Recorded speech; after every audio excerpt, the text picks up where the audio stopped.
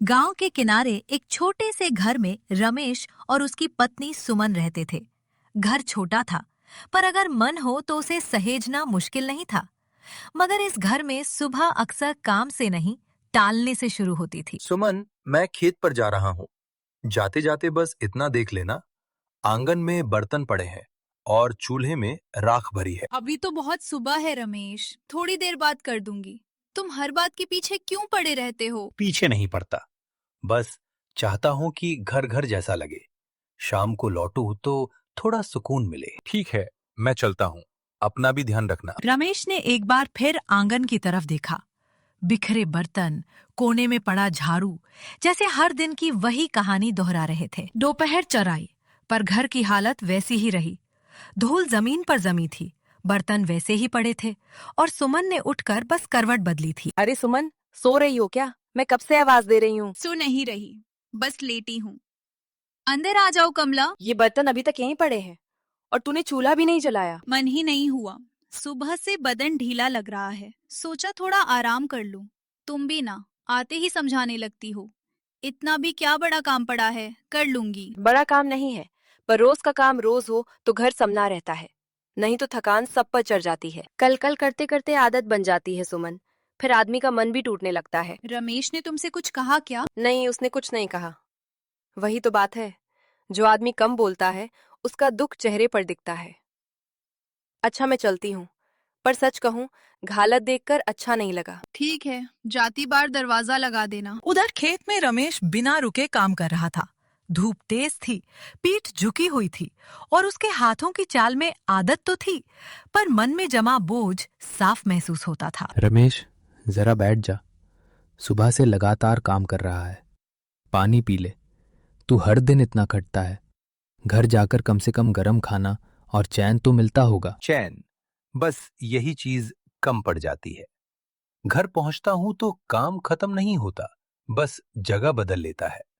सुमन काम टाल देती है, घर बिखरा रहता है, चूल्हा ठंडा मिलता है। कई बार खुद ही बर्तन मांजता हूं, सोचता हूं प्यार से समझेगी। प्यार जरूरी है, पर सच बोलना भी जरूरी है। आदमी चुप रहे तो सामने वाला समझता है कि सब ठीक है। मुझे गुस्सा कम, दुख ज्यादा होता है। मेहनत करके लौटो और घर में सन्नाटा, गंदगी, ठंडा चूल्हा मिले, अच्छा नहीं लगता। आज शाम शांति से बात कर। इल्जाम मत लगाना, अपना मन बता देना। घर दो लोगों से चलता है, एक से नहीं। सही कह रहा है। चल, अब काम खत्म करें।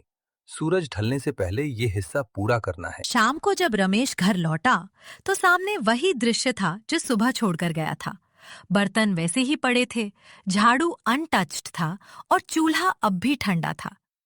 थकान उसके कदमों में थी, पर इस बार दुख उसके चेहरे पर भी साफ उतर आया। सुमन, तुमने आज कुछ भी नहीं किया? करने वाली थी, पर पता ही नहीं चला समय कैसे निकल गया। तुम बैठो, अभी कुछ सोचती हूँ। अभी कुछ सोचती हूँ? मैं सुबह से यही सुन रहा हूँ, कई दिनों से। थकान तुम्हें भी होती होगी, मानता हूँ, पर मैंने आज सुबह जो बर्तन देखे थे वही अब भी पड़े हैं। ऐसा मत कहो, मैं तुम्हारी दुश्मन नहीं हूँ। दुश्मन नहीं हो सुमन, पर साथी भी तो बनो। मैं खेत से लौटता हूँ, फिर ये बर्तन, ये झाड़ू, ये ठंडा चूल्हा देखता हूँ और समझ नहीं आता कि कहूँ क्या। तुम इतने दुखी हो? हाँ, बहुत। गुस्से से ज्यादा दुखी।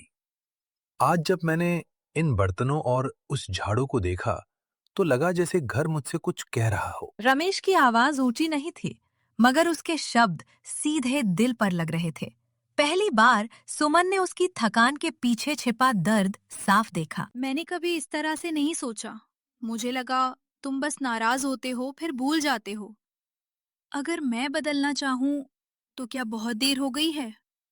आज से मैं मानती हूँ कि गलती मेरी है। मैंने काम टाला, तुम्हें हल्के में लिया और घर को भी। मैं बस इतना चाहता हूं कि हम साथ चले। छोटा घर है, पर मिलकर संभालेंगे तो अच्छा लगेगा। अभी उठती हूँ, पहले बर्तन धोती हूँ, फिर चूल्हा जलाती हूँ। आज खाना देर से बनेगा, पर बनेगा मेरे हाथ से और मन से। मैं भी साथ देता हूँ, पानी भर लाता हूँ। नहीं, आज शुरुआत मैं करूंगी। तुम बैठो और पहली बार मुझे सच में काम करते देखो। थोड़ी ही देर में घर का स्वर बदलने लगा। बर्तनों की खनक, झाड़ू की सरसराहट और चूल्हे की जलती आंच ने उस सन्नाटे को तोड़ दिया जो कई दिनों से घर पर छाया था। देखो, इतने बर्तन थे और मैं इन्हें देखकर भी टालती रही। सच कहूं तो आलस धीरे धीरे आदत बन गया था। आदत बदली जा सकती है, बस पहला कदम मुश्किल होता है। कल से नहीं, अभी से बदलना है। सुबह उठकर आंगन साफ करूंगी, पानी भरूंगी और समय पर खाना बनाऊंगी। उस रात छोटे से घर में सिर्फ खाना नहीं पका, समझ भी पकी। सुमन ने जाना कि आलस से घर बिखरता है और साथ से घर संवरता है। रमेश ने भी सीखा कि सही समय पर कही गई सच्ची बात बदलाव ला सकती है। और वीडियोस देखने के लिए वीडियो को लाइक, शेयर और चैनल को सब्सक्राइब करना ना भूले।